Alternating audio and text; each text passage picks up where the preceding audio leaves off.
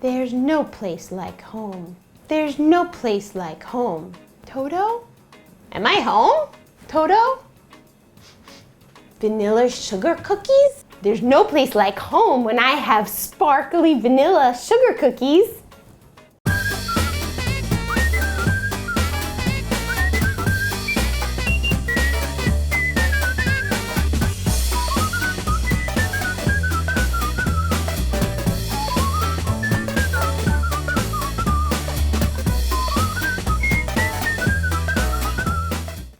Hi, I'm Elisa Strauss, and I'm mixing it up in the kitchen today with one of my favorite recipes, vanilla sugar cookies, in honor of The Wizard of Oz celebrating its 75th anniversary. So I decided to make these gorgeous ruby red slippers. They're cookies, they're delicious. What I did was I took one of my favorite cookie cutters, just a regular stiletto shoe, but I cut off the bottom because I don't think Dorothy would be sporting stilettos going down the yellow brick road, if you know what I mean. So then I have my cookies already baked and cooled, and the way I get this great shape is by freezing the cookie dough after I cut it out. So I dyed some royal icing in the color red. I add a touch of orange if I want it to be a little happier so it doesn't come out so dark. And so this is stiff icing with just a number 2 tip.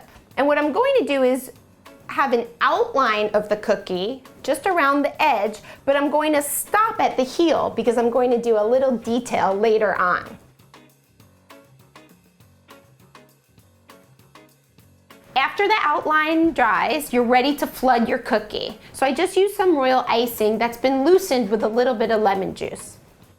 And I'm going to fill in the entire cookie just around the edge. So now I'll use a toothpick. I just pull it to the edge in kind of a swirly motion. And then I'm going to let it dry. If there are any little imperfections, you can kind of shake the cookie a little bit.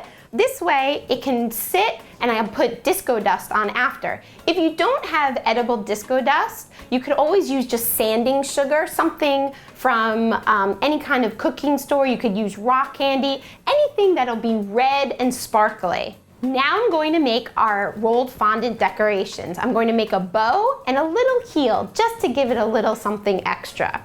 So I start with a round little ball of red pre-dyed fondant. Push it down, roll it out. Going to just make a rectangle, and I'm going to cut away just kind of 2 triangles from the bottom.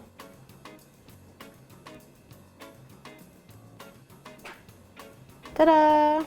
I'm going to cut off a little bit from the end to make the center part.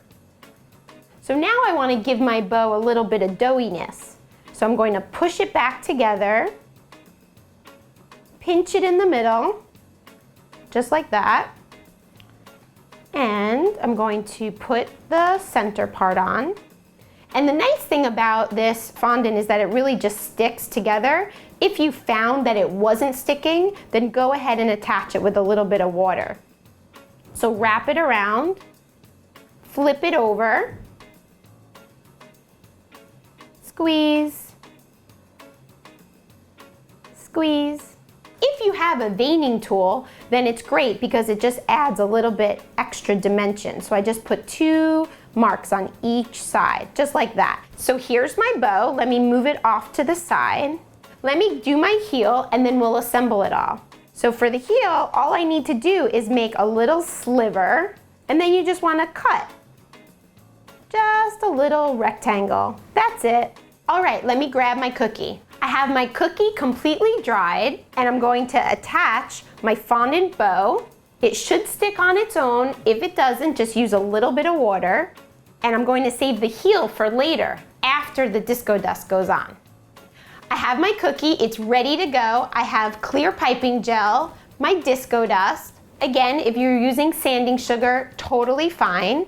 I'm going to just take the piping gel and put it all over my cookie. And this doesn't have any flavor. You could always use a little pasteurized egg white if you didn't have piping gel. Right, so you want to get the piping gel just on the inside of the cookie. The glitter is going to go everywhere. Remember when you were a little kid, you put the glue, you put the glitter, and the glitter stayed wherever the glue did, that's what we're doing. Then I go right over the bow. Have to have a glittery bow to go with my ruby slippers.